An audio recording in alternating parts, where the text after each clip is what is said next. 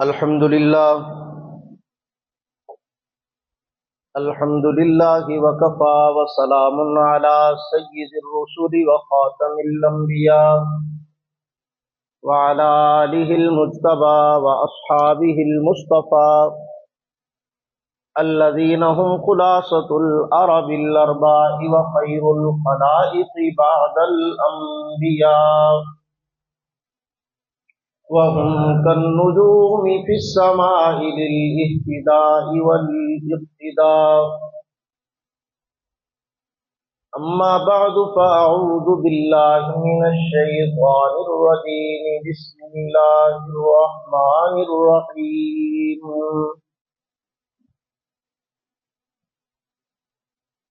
إذ أوى الفتية إلى الكهف فقالوا ربنا آتنا من لدنك رحمة وهيئ لنا من أمرنا رشدا.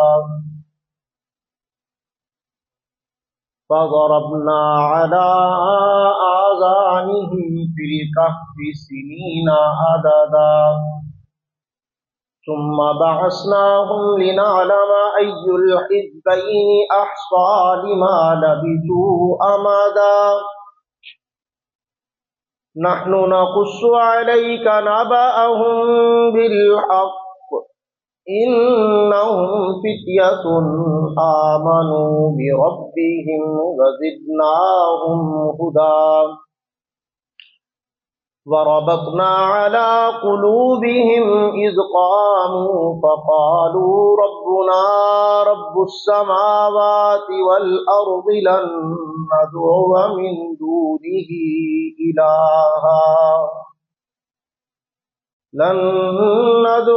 من دونه إلها لقد قلنا إذا شططا. هؤلاء قومنا اتخذوا من دونه آلهة لولا يأتون عليهم بسلطان بين فمن أظلم ممن افترى على الله كذبا. وَإِذِ اعْتَزَلْتُمُوهُمْ وَمَا يَعْبُدُونَ إِلَّا اللَّهَ فَأْوُوا إِلَى الْكَهْفِ يَنشُرْ لَكُمْ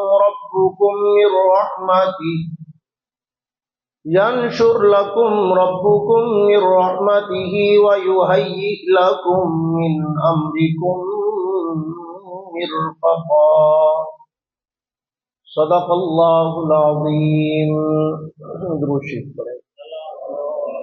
اللهم صل على محمد وعلى آل محمد كما صليت على إبراهيم وعلى آل إبراهيم إنك حميد مجيد.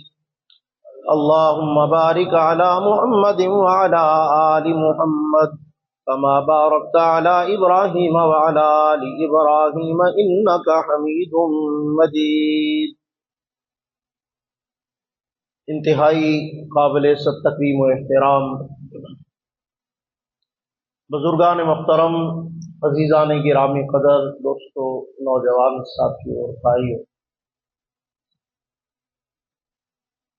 سورۃ الکہف سے رہنمائی لے کر اپنے ایمان کے تحفظ کا سلیقہ سیکھنے کی کوشش.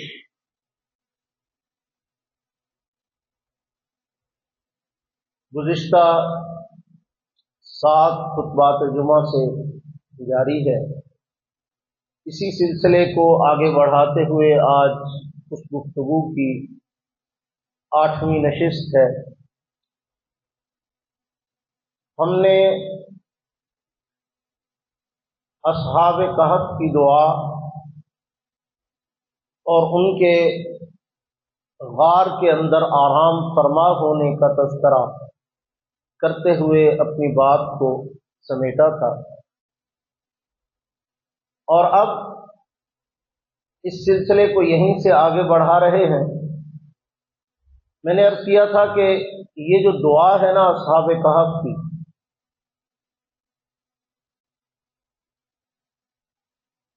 یہ پوری آیت تو یہاں سے شروع ہوتی ہے اذا الفتیۃ الی الکہف فقالوا. آپ نے اس سے آگے والا حصہ جہاں سے دعا شروع ہوتی ہے فقالوا سے آگے کے جو الفاظ ہیں وہ چند الفاظ ہیں ربنا آتنا من لدنک رحمۃ وہیئ لنا من امرنا رشدا. ان الفاظ کو میں نے گزارش کی تھی کہ یاد کر لیں، اس کو اپنی زندگی کا حصہ بنا لیں. جو بندہ اپنے ایمان کی حفاظت کے لیے فکر مند ہوتا ہے اس کے لیے یہ دعا اکثیر کا درجہ رکھتی ہے. اس کو چاہیے کہ اس دعا کو صبح و شام کثرت سے پڑھے، مانگے اللہ سے کہ یا اللہ ہم آپ سے آپ کی رحمت کے طلبگار ہیں، ہدایت کے طلبگار ہیں، اپنی مہربانی سے ہمارے کاموں میں ہماری مدد فرمائیے، ہمارے لیے آسانیوں کا معاملہ فرمائیے. آگے انشاءاللہ العزیز اگلی آیات میں آپ دیکھیں گے اللہ رب العزت کی طرف سے اس دعا کا باقاعدہ جواب آیا، عملی طور پہ بھی زبانی طور پہ بھی اللہ نے یہاں پہ اس کو بیان فرمایا ہے. تو گویا کہ دعا مومن کی رد نہیں کی جاتی، جب دل سے مانگتا ہے تو قبول ہوتی ہے. تو اب اصحاب کہف نے اللہ سے دعا مانگی تو اللہ نے اس دعا کا نتیجہ عطا فرمایا. انہوں نے زبان سے کہا تھا کہ ربنا آتنا من لدنک رحمۃ وہیئ لنا من امرنا رشدا. اے ہمارے رب ہمیں اپنے پاس سے سامان رحمت سے نوازیے اور ہمیں ہمارے اس معاملے میں درست راستہ سکھا دیجیے. یعنی مسئلہ ہمیں درپیش ہے، صورتحال ہمیں سمجھ نہیں آ رہی، عجیب و غریب قسم کی کیفیات میں مبتلا ہے، دشمن ہمارا ایمان چھیننے کے درپے ہے، بادشاہ وقت ہمیں شرک پہ مجبور کر رہا ہے، ماحول اور معاشرہ سارے کا سارا اس صورتحال کے اندر لبریز ہو کے ملوث ہو کے مبتلا ہو کے خراب ہو چکا ہے.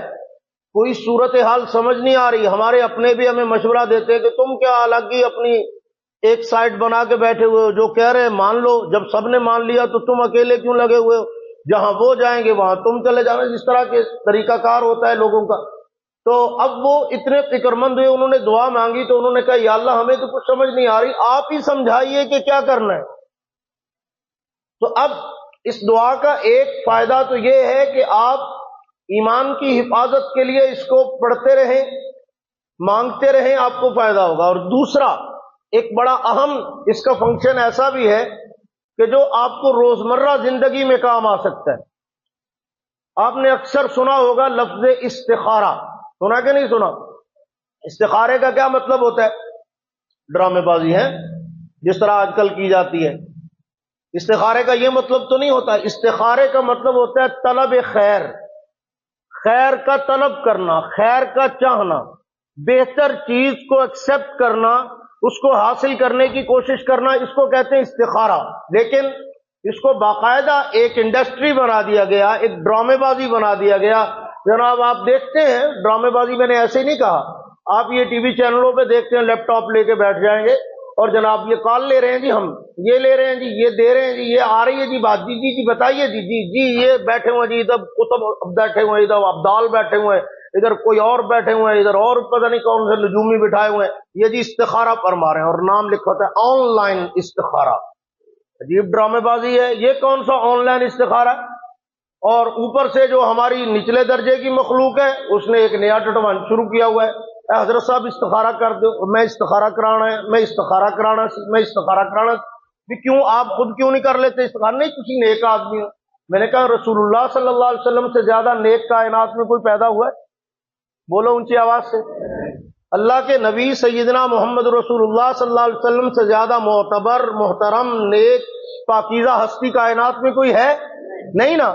تو ایک کہیں سے روایت ڈھونڈ کے دکھا دیجئے کہ صحابہ کرام نے حضور سے عرض کیا ہو کہ یا رسول اللہ آپ بڑے نیک، متقی، پرہیزگار، اللہ کے قریب اور محبوب، آپ کو زیادہ پتہ چلتا ہے، آپ کے ساتھ تو اللہ کا رابطہ بھی ہے، تو آپ میری طرف سے یہ استخارہ کیجئے، آپ کی مہربانی. کہیں آپ کو نہیں ملے گا، احادیث کے ذخیرے میں کہیں نہیں ہے، کسی جگہ پہ اس کا کوئی اشارہ نہیں. بلکہ صحابہ فرماتے ہیں ہمیں جناب رسول اللہ صلی اللہ علیہ وسلم استخارہ ایسے سکھاتے تھے جیسے سورۃ فاتحہ سکھائی جاتی ہے. ہم خود سے استخارہ کرتے، چھوٹی چھوٹی باتوں میں ہمیں استخارہ سکھایا جاتا کہ چھوٹا سا بھی کام ہو تو اللہ سے مشورہ کر لیا کرو. اللہ سے خیر طلب کر لیا کرو، اللہ رب العزت کی مدد طلب کر لیا کرو۔ تو چھوٹے چھوٹے کاموں میں بھی استخارہ ہوتا ہے۔ تو ہم کیا کرتے ہیں؟ ہم بغیر استخارے کرواتے ہیں، لوگوں سے پوچھتے ہیں۔ اب ہمارے پاس کئی لوگ آ جاتے ہیں، ہمارے عملیات کے فن میں کچھ چیزیں ہوتی ہیں جس سے حساب و کتاب کیا جاتا ہے، تو ہم صاف کہہ دیتے کہ بھائی اس کو حساب و کتاب کہہ سکتے ہیں، فن کہہ سکتے ہیں، کچھ بھی کہہ سکتے ہیں، استخارہ نہیں کہہ سکتے۔ یہ بات صاف ہے۔ استخارہ وہی ہوتا ہے جو اللہ کے نبی نے سکھایا۔ آپ کسی بھی اپنی من مرضی کے طریقہ واردات کا نام استخارہ نہیں رکھ سکتے، اور اگر آپ نے ایسا کیا تو آپ نے دھوکہ دیا، آپ نے غلط بیانی کی، آپ نے غلط کام کیا۔ اللہ کے نبی نے استخارہ جسے کہا ہے وہ تقریباً 3 چیزیں، اس کو اچھی طرح سے سمجھ لینا چاہیے۔ پہلا تو وہ جو اللہ کے حبیب صلی اللہ علیہ وسلم نے سکھایا کہ 2 رکعت پڑھ لی جائے، اس میں نماز کے بعد استخارے کی دعا مانگی جائے، استخارے کی نیت سے دعا کی جائے، اور اس کے بعد اللہ سے خیر طلب کی جائے کہ یا اللہ یہ 2 کام ہے یا کئی سارے کام ہیں میرے سامنے، مجھے سمجھ نہیں آ رہا کہ میرے لیے بہتر کیا ہے، تو آپ بہتر کو میرے لیے آسان فرما دیجئے، اس کو کوئی اشارہ فرما دیجئے تاکہ میرے لیے خیر کی راہیں کھل جائیں۔ یہ ہے سنت استخارہ جو اللہ کے نبی نے سکھایا۔ ایک دوسرا یہ ہے شارٹ کٹ پروگرام، وہ بھی سنت ہے۔ ایک آدمی ہے کہ وہ استخارہ کرنا چاہتا ہے، نہ 2 رکعت کا ٹائم ہے، نہ وہاں پہ جگہ ہے، آمنے سامنے پارٹی بیٹھی ہوئی ہے اور سودا ہونے کو ہے، اس کو سمجھ نہیں آ رہی، دل مطمئن نہیں ہے، کیا کروں؟ تو اللہ کے نبی نے دعا سکھائی، اللہم خر لی واختر لی۔ چند ایک مرتبہ اللہ کی طرف متوجہ ہو کر یہ دعا مانگ لے، اللہم خر لی واختر لی، کہ یا اللہ اس میں جو خیر ہے اسے اختیار کرنے کی طرف میری رہنمائی فرما دیجیے۔ تو اب اس دعا کو مانگنے کی برکت سے، اس دعا کے زبان سے ادا کرنے کی برکت سے اللہ بہتر کی طرف متوجہ فرما دیں گے انشاءاللہ۔ یہ دوسرا طریقہ ہے۔ ایک تیسرا شارٹ کٹ ہے، اس میں بھی ایک دعا ہے کہ آپ کو اچانک سے کوئی معاملہ درپیش آیا، آپ کو سمجھ نہیں آ رہی اب میں کیا کروں، تو اب کیا کرنا ہے؟ تو فرمایا کہ اب ایسے کرو، اللہم الہمنی رشدی، اللہم الہمنی رشدی۔ الہم الہام کو کہتے ہیں، القاء کو کہتے ہیں۔ یا اللہ میرے دل میں ڈال دیجئے وہ چیز جو اس معاملے میں بہتر ہے، جو اس معاملے میں رہنمائی، صحیح رہنمائی ہے۔ تو اب یہ جو اللہم الہمنی رشدی ہے نا، یہی ہے وَهَيِّئْ لَنَا مِنْ أَمْرِنَا رَشَدًا۔ بات سمجھ میں آ گئی ہوگی آپ کو میرا خیال۔ یہ والی دعا استخارے کے طور پہ استعمال کر سکتے ہیں۔ آپ کو کوئی کام درپیش ہے، آپ کو سمجھ ہی نہیں آ رہی کہ میرے لیے کون سا معاملہ بہتر ہے، میں کروں تو کیا کروں، جاؤں تو کدھر جاؤں، سمجھ نہیں آ رہی، سر پکڑ کے بیٹھا ہوا ہے، اس وقت یہ دعا پڑھے، ربنا آتنا من لدنک رحمتا وہیئ لنا من امرنا رشدا۔ اللہ بند راستوں کو کھول دیں گے، اللہ آسانی کی راہیں پیدا فرما دیں گے، اللہ خیر کے مین گیٹ کھول دیں گے، صرف دروازے نہیں بڑے گیٹ کھول دیں گے خیر کے انشاءاللہ اس دعا کی برکت سے۔ یہ اصحاب کہف کی قبولیت والی دعا ہے، یہ وہ لفظ ہیں جو اللہ کے ان محبوب بندوں کی زبان سے ادا کروائے گئے، پھر ان لفظوں کو اللہ نے قبول کیا، وہ قبولیت والے لفظوں کو اللہ نے قرآن میں نقل کر کے ہم تک پہنچایا۔ تو یہ بہت بڑی قیمتی چیز ہے جو ہمارے لیے رہنمائی کا ذریعہ ہے۔ اگر ہم اس کو اہتمام سے اختیار کرتے ہیں، اس کا فائدہ حاصل کرتے ہیں، تو دونوں جہانوں میں اس کی برکتیں ہمیں نصیب ہوں گی انشاءاللہ۔ بات سمجھ میں آ گئی؟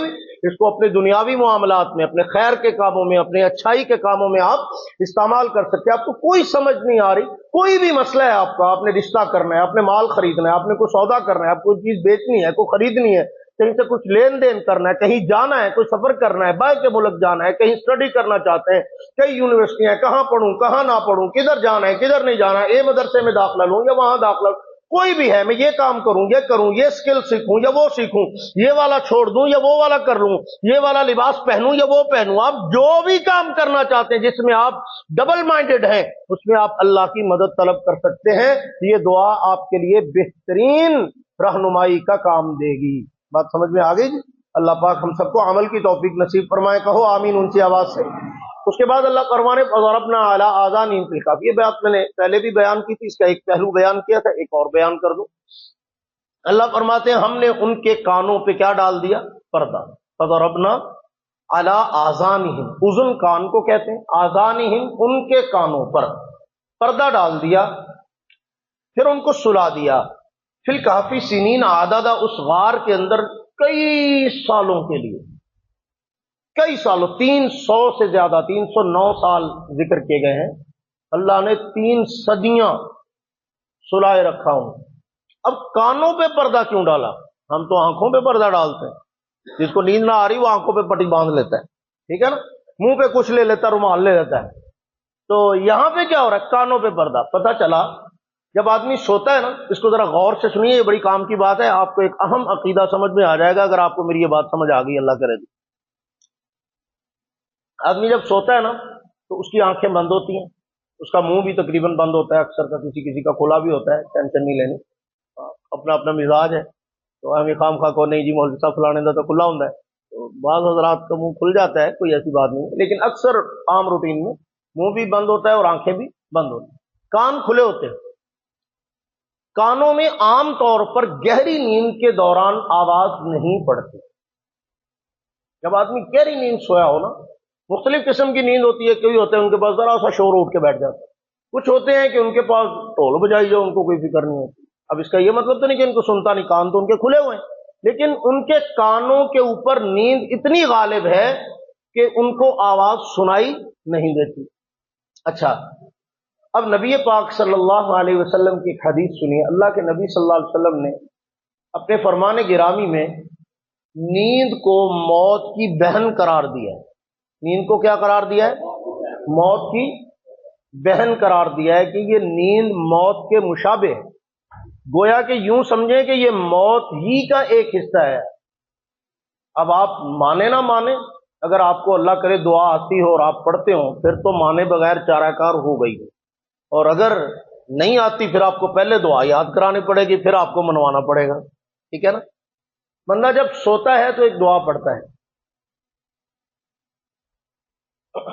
کیا دعا پڑھتا ہے؟ اللہم بسمی کا انام و احیا۔ اموتو دا کی مطلب ہے تھی تو سون لگے ہو، مرن لگے ہو۔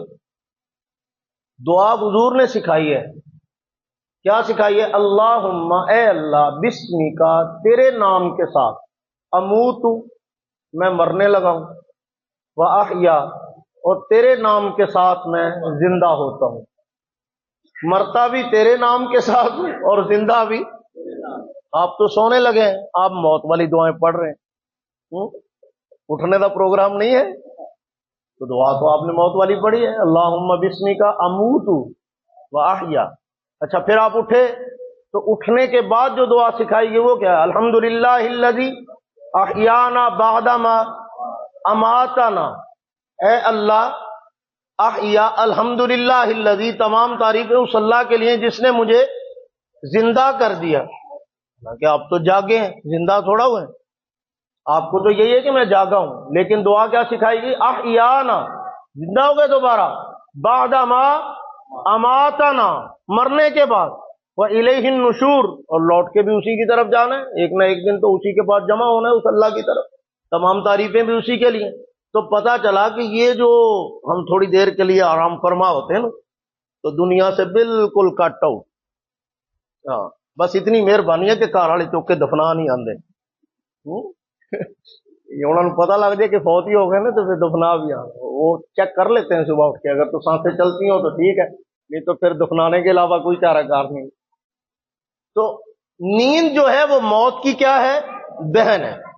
اب اگر آپ کو نیند سمجھ آ گئی نا تو آپ کو موت سمجھ آ جائے گی، کیونکہ موت کے بعد تو آپ کو دوبارہ سمجھنے سمجھانے کی فرصت ملے گی نہیں، یہ ابھی سے سمجھنا ہے۔ نیند سمجھ آ گئی تو موت سمجھ آ جائے گی۔ نیند میں کیا ہوتا ہے؟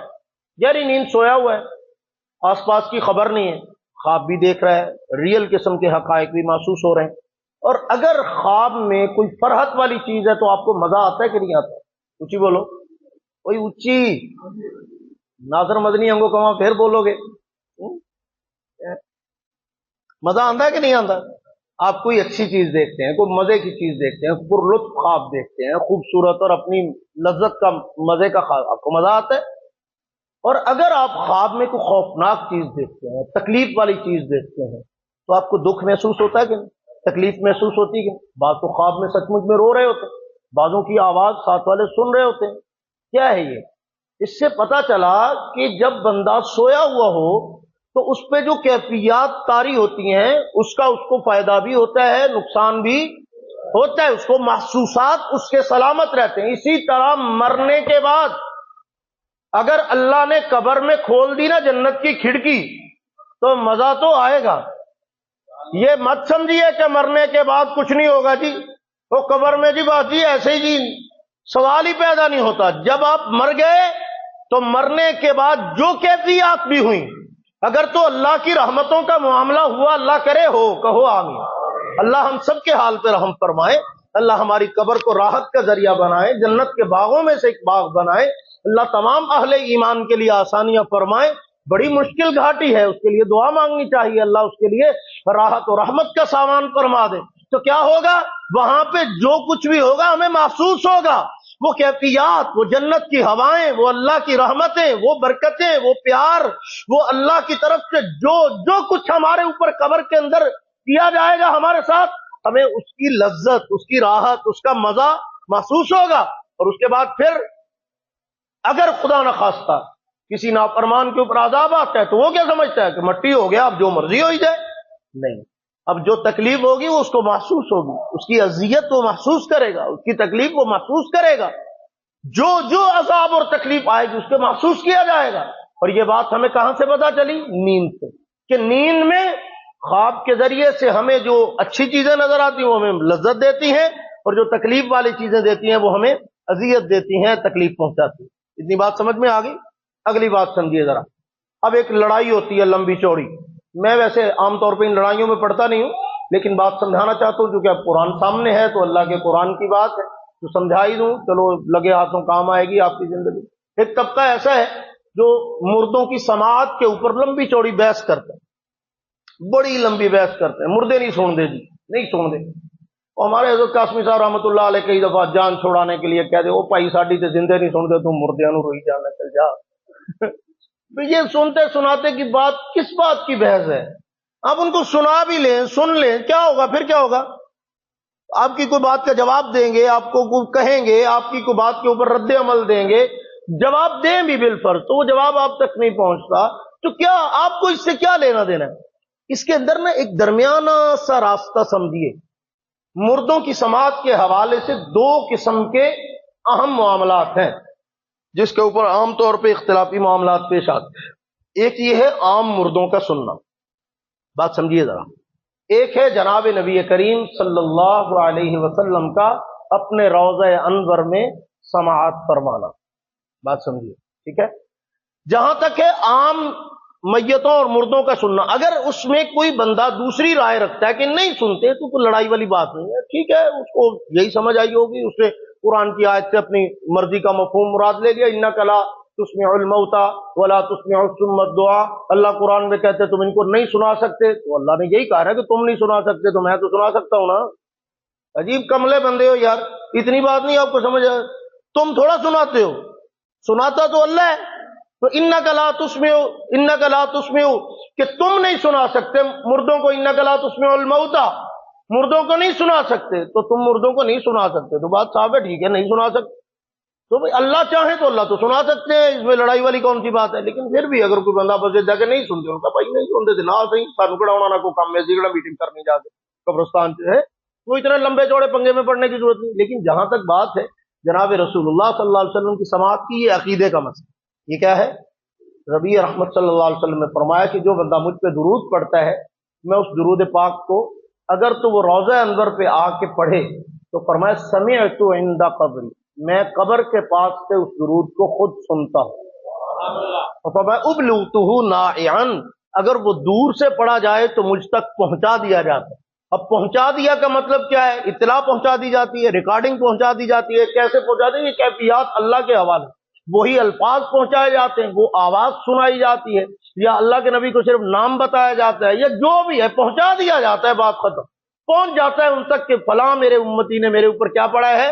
اور میں اسی لیے کہا کرتا ہوں کہ تھوڑا سا اپنے اندر کیفیات کو پیدا کرو، عاشق بنو، صحیح والے کہنا دے عاشق نہ بنی جاؤ، اصلی والے عاشق بنو، اور اصلی عاشق بننے کا یہ بہترین طریقہ ہے کہ ایک تنہائی کا وقت اپنے 24 گھنٹوں میں مخصوص کرو، تھوڑا سا وقت، 5 منٹ کا، 10 منٹ کا، اپنے سارے دن کے اندر ایک تھوڑا سا ٹائم نکالو یار، اس ٹائم میں کیا کرو؟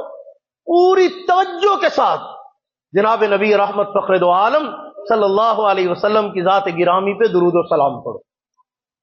وہ درود و سلام پڑھتے وقت اپنے دماغ میں یہ بات ذہن نشین کرو، سوچو کہ یہ میں درود پڑھ رہا ہوں اور یہ پیکنگ ہو رہی ہے، یہ میں نے درود پڑھا اور یہ پیکنگ ہو رہی ہے، ریکارڈنگ ہو رہی ہے، یہ سنبھالا جا رہا ہے، اس کو فرشتے محفوظ کر کے جناب نبی کریم صلی اللہ علیہ وسلم کے پاس لے جا رہے ہیں، اور یہ پیش کیا گیا اور حضور نے پوچھا کہ یہ کیا ہے جی؟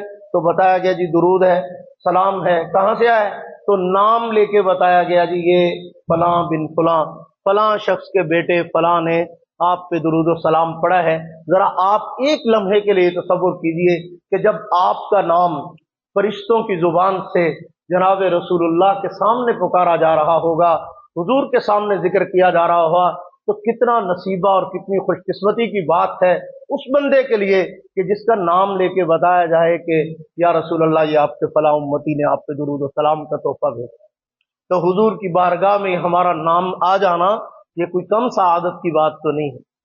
تو اب میں نے اب کیا کہ یہ بات تو عقیدے کے، حضور علیہ الصلوۃ والسلام کے سماعت کے بارے میں کسی قسم کا کوئی اختلاف نہیں ہونا چاہیے، ہم اس کے قائل ہیں۔ اللہ کے نبی اپنے روضہ انور میں درود و سلام کو سماعت فرماتے ہیں، جواب دیتے ہیں، اس کے اوپر کسی قسم کا کوئی ہمیں نہ ڈاؤٹ ہے نہ کوئی اختلاف ہے، یہ اللہ کے نبی کے فرامین سے یہ بات ثابت ہے۔ رہی بات عام مردوں کی، تو میں نے اب کیا کہ اس میں کوئی دوسرا عقیدہ رکھنا چاہے تو ہمیں کوئی اس سے لڑائی نہیں ہے، لیکن صحیح بات یہی ہے کہ رسول اللہ صلی اللہ علیہ وسلم کے فرامین سے اور قرآن مجید کی آیات سے یہ بات بالکل صاف محسوس ہوتی ہے کہ مردے سنتے ہیں۔ مردے کیا کرتے ہیں؟ بولو کیا کرتے ہیں؟ اور ان کے سننے سے کوئی شرک لازم نہیں آتا یار، عجیب سی بات ہے۔ مثال کے طور پہ ایک بابا ہے دربار والا، آپ جا کے اس کو سناتے ہیں تو سنائی جاؤ، آپ مجھے سناتے ہیں، میں جو کچھ آپ مجھے سناتے ہیں میں آپ کے سارے مسئلے حل کر دیتا ہوں، ہیں؟ میں بھی سنی جاتا ہوں، تو سن کے اگے کہہ دیں اوہ بڑا افسوس ہے یار، بڑا افسوس ہے، تو یہ مسئلہ حل ہو گیا۔ تو ہر جو آپ کی بات سن لے گا وہ آپ کا مشکل کشا بھی بن جائے گا، آپ کا مسئلہ بھی حل کر لے گا، جو آپ کی بات سنے گا وہ آپ کا کام بھی کر دے گا۔ یہ کہاں لکھا ہوا ہے؟ اس سے کون سا شرک لازم آتا ہے؟ ایویں خام خواہ کھلانا ڈالا ہوا ہے جی، اس سے شرک ہو جاتا ہے، اس سے کفر ہو جاتا ہے، اس سے بلا کوئی قیامت نہیں آتی، اس سے ایڈا سوکھا یا شرک نہیں ہے جڈا تسی بنایا ہے۔ تو سننے سنانے سے کوئی قیامت نہیں آتی۔ اللہ کے نبی صلی اللہ علیہ وسلم، قلیب بدر کی مشہور روایت ہے، اب لمبی تفصیلات میں نہیں جانا چاہتا، میں تو بات سمیٹ رہا تھا کہ وہاں پہ بدر کے موقع پہ جو کافر قتل ہوئے نا، تو ان کو ایک کنویں میں ڈال دیا گیا، سب کو اکٹھا کر کے نا ان کی لاشیں کنویں میں ڈال دی۔ تو حضور علیہ الصلوۃ والسلام نے اس کنویں کے قریب کھڑے ہو کر ان کو مخاطب کر کے کہا کہ کیوں بھی بتاؤ، میں جو کہتا تھا وہ سب سچ نہیں تھا؟ اب میری نبوت پہ یقین آیا، اب میری نبوت کے اوپر تمہیں پوری طرح سے اعتماد ہو گیا، اب پتہ چلا کہ میں جو کہتا تھا سچ ہے، اللہ سچا، اللہ کے رسول سچا، اللہ وحدہ لا شریک، میرا دین سچا ہے، میرا مذہب سچا، میں صحیح کہتا تھا نا۔ تو حضرت عمر رضی اللہ تعالیٰ عنہ نے حضور سے عرض کیا یا رسول اللہ یہ سنتے؟ تو حضور نے فرمایا یہ زندوں سے زیادہ سنتے۔ کیا مطلب ہے زندوں سے زیادہ سنتے ہیں؟ کہ تم صرف سنتے ہو، ان کے اوپر تو کیفیات طاری ہو چکی، ان کو تو اگلا جہان بھی نظر آ رہا ہے، ان کے اوپر تو عین الیقین کی کیفیت ہے، یہ تو سب کچھ اب اپنی آنکھوں سے اگلا جہان سامنے ہے ان کو تو لگ پتا گیا ہے۔ آپ کو تو صرف پتا لگتا ہے نا، تو ان کو تو لگ پتا گیا ہے، ان کو تو اچھی طرح سے سمجھ آ گئی ہے۔ تو اب یہ سننے سنانے کے مسئلے میں اتنی لمبی چوڑی بحث نہیں، میں آپ کو چھوٹا سا چٹکلا بتانے لگا ہوں جو اصل میں نے یہ تو میں نے قرآن و حدیث کے دلائل اس لیے ساتھ دے دیے کہ متا کل نو کہو کہ مولوی جڑا نا ایویں کہانیاں کہونیاں سنا کے گل ثابت کی ہے، حدیث کوئی نہیں، وہ آیت بھی کوئی نہیں تھی۔ میں آپ کو اب ایک چھوٹی سی عقلی دلیل دیتا ہوں۔ ایک بندہ سویا ہوا ہے، آپ اس کے پاس گئے، آپ نے اس کو کہا اظہار بھائی اٹھو، ٹائم ہو گیا نماز کا۔ تو وہ آپ کی آواز سن کے کیا ہو گیا؟ اٹھ گیا نا، وہ اٹھا، اٹھنے نماز کی تیاری شروع کر دی۔ آپ نے مجھے صرف ایک سوال کا جواب دینا، سارا مسئلہ حل ہو جاتا۔ آپ صرف اتنا بتائیں کہ وہ میری آواز سن کے اٹھا ہے کہ اٹھ کے آواز سنی ہے، بس اینی گل ہے ساری۔ ایویں خام خواہ لڑائی جنی مرضی پانی چ پالو مدانی لڑی جاؤ، لیکن سمپل سی بات ہے، ایک بندہ سویا ہوا ہے، آپ نے اس کو آواز دی، وہ سن کے اٹھا ہے یا اٹھ کے سنا ہے اس نے؟ اگر تو اٹھ کے سنا ہے تو میرے سننے سنانے کی کیا بات، میں نے مجھے کہنے کا کیا فائدہ ہوا، وہ تو پہلے ہی اٹھ گیا تھا۔ اگر میری بات سن کے اٹھا ہے مطلب وہ سویا ہوا سن رہا تھا یا سننے کی طاقت رکھتا تھا، میں نے ذرا اونچی آواز سے اس کو کہا تو اس نے پھر سن لیا، اس کو پتہ چل گیا کہ مینوں ہی کچھ اسٹینڈ ہے نا، تو پھر اٹھ گیا۔ مطلب ہے کہ جب آدمی سویا ہوا ہو یا مرا ہوا ہو، میں نے کہا نا سونا اور مرنا ایک برابر ہے، بہن ہے آپس میں موت کی، تو سویا ہوا ہو یا مرا ہوا ہو سن لیتا ہے۔ اور یہ تو یہاں کی بات ہے، سورہ اسرافیل جب پھونکا جائے گا تو سن کے ہی اٹھنا ہے، اٹھ کے نہیں سننا۔ سمجھ آئی نا؟ اللہ ہم کو سمجھ نصیب فرمائے۔ بہت آسان ہے دین کا سمجھنا، لڑائی نہیں ڈالنی چاہیے بلا وجہ۔ فضربنا علی آذانہم فی الکہف، اللہ نے ان کو تھپکی دے کے ان کے کانوں پہ پردہ ڈال کے کیا کیا؟ سلا دیا، عرصے تک سوئے رہے، اور پھر سلایا ایسا وی آئی پی پروٹوکول دے کے اللہ نے۔ ثم بعثناہم لنعلم ای الحزبین احصیٰ لما لبثوا امدا، کہ جب وہ اٹھے نا تو اللہ فرماتے ہیں کہ ہم نے ان کے آپس میں اختلاف پیدا کر دیا کہ وہ جھگڑا کر رہے تھے آپس میں۔ بعض نے کہا کہ آپس میں کر رہے تھے، اور بعض نے کہا کہ وہ اور باہر والے، وہ کہف والے اور باہر والے، جو باہر لوگ تھے وہ ان کے سکے دیکھ کے اندازہ لگا رہے تھے کہ کتنے ایک سال ہو گئے انہوں نے، اور وہ اپنی نیند کے حساب سے اندازہ لگا رہے تھے کہ ہمیں کتنا عرصہ ہو۔ وہ سمجھ رہے تھے ایک رات سوئے، آدھا دن سوئے، تھوڑی دیر سوئے، اور باہر والے حساب لگا رہے تھے 100 سال 200 سال 250 سال۔ اللہ نے فرمایا نہ انہوں نے پتا ہے نہ تانوں پتا ہے، مینوں پتا ہے۔ ثلاثمائۃ سنین وازدادوا تسعا، اللہ فرماتے 309 سال ہو گئے نے، مینوں پتا جنہیں سوایا سی انہوں پتا کتنی دیر ہو گئی۔ اللہ اکبر۔ تو پھر نحن نقص علیک نبأہم بالحق، اللہ فرماتے ہم نے ان کے قصے کو آپ کے سامنے بالکل صاف صاف بیان کر دی۔ کیوں کہا بھلا؟ قصے ہی تو پوچھنے آئے تھے، سوال کیا تھا، آپ کو شاید یاد ہوگا میں نے شروع میں کہا سورۃ کہف نازل کیوں ہوئی ہے؟ یہ یہود مدینہ سے پوچھ کر مشرکین مکہ نے ایک سوال کیا تھا حضور سے کہ اصحاب کہف کے بارے میں بتائیے تھے، کون تھے، کہاں رہتے تھے، ان کی تفصیلات کیا ہیں؟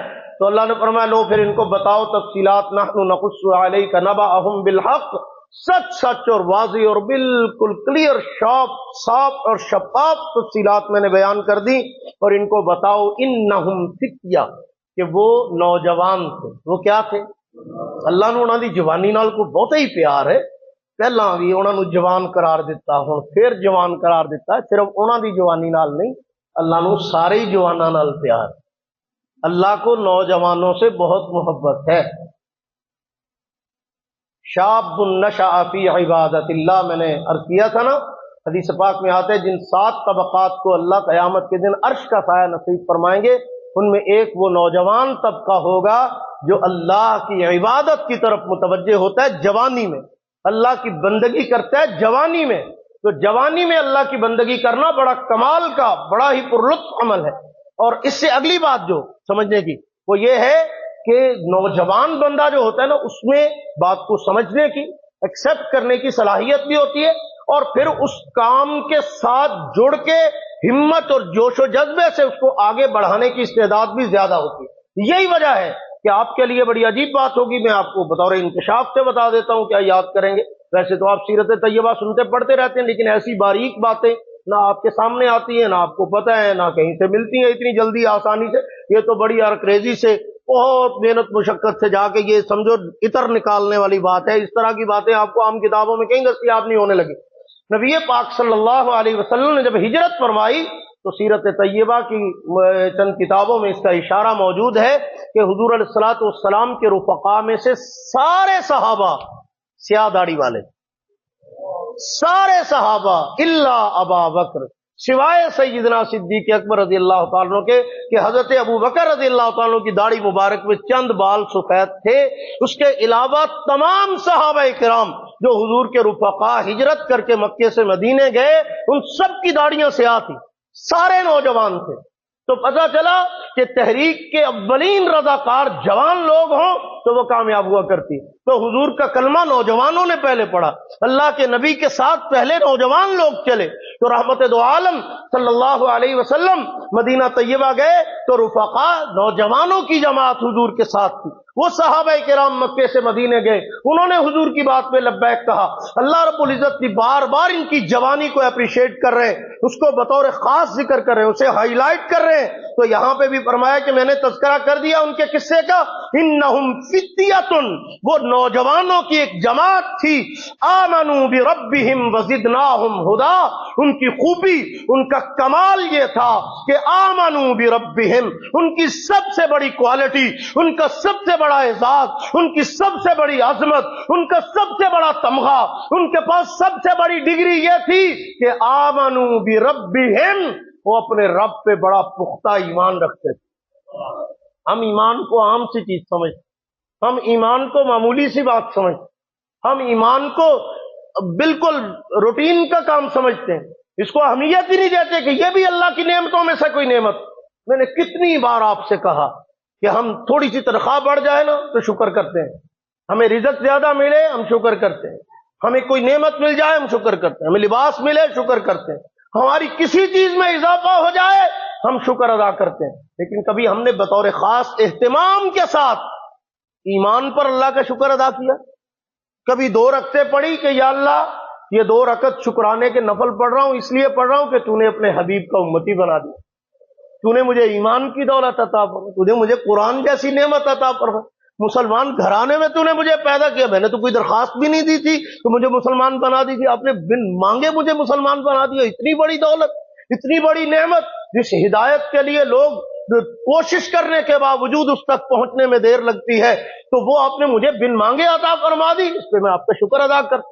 تو کبھی ہم نے کیا؟ کرنا چاہیے تاکہ یہ ایمان سلامت رہے۔ جس نعمت پہ شکر ادا ہو اس نعمت میں اضافہ ہوتا ہے، وہ نعمت باقی رہتی ہے، وہ نعمت دائمی ہو جاتی ہے، تو اس نعمت پہ شکر ادا کیا کرو۔ تو آمنوا بربہم، اللہ فرماتے ہیں ہم نے ان کا واقعہ آپ کے سامنے بیان کیا۔ ان کی کوالٹی کیا ہے کہ ان کے اندر ایمان تھا اپنے رب پہ، وہ اپنے رب کے اوپر ایمان لانے والے، اپنے رب پہ اعتماد کرنے والے لوگ تھے، ان کا یقین اپنے رب پہ پختہ تھا۔ وَزِدْنَاهُمْ هُدًى، یہ ہے اس دعا کا جواب جو انہوں نے مانگی تھی۔ انہوں نے کہا تھا هَيِّئْ لَنَا مِنْ أَمْرِنَا رَشَدًا، تو سیدھا راستہ دکھائیے، کو رہنمائی کیجیے، مہربانی کی۔ اللہ فرماتے وَزِدْنَاهُمْ هُدًى، ہم نے ان کی ایسی رہنمائی کی کہ ان کی ہدایت میں اضافہ کر دیا، ان کو قدم قدم پہ رہنمائی کی، ان کی ساری جو جہاں جہاں انہیں ہدایت کی ضرورت تھی ہم نے وہ ضرورتیں ان کی پوری کر دی۔ وَزِدْنَاهُمْ هُدًى، خوب خوب ان کو ہم نے ہدایت سے نوازا۔ تو ایمان اور ہدایت اللہ کی نعمتوں سے بڑی نعمتوں میں سے بڑی نعمت، اللہ کے انعامات میں سے بڑا انعام ہے۔ اللہ سے مانگتے رہنا چاہیے، اللہ سے دعا کرتے رہنا چاہیے، ایمان کی سلامتی کی، ایمان کی حفاظت کی، ایمان پر استقامت کی، ایمان پہ زندہ رہنے کی، ایمان پہ مرنے کی۔ اللہ ہمیں ایمان کی سلامتی کے ساتھ اس دنیا میں زندہ رکھے، ایمان کی سلامتی کے ساتھ اس دنیا سے خاتمہ بالخیر فرمائے۔ وآخر دعوانا ان الحمد للہ رب العالمین۔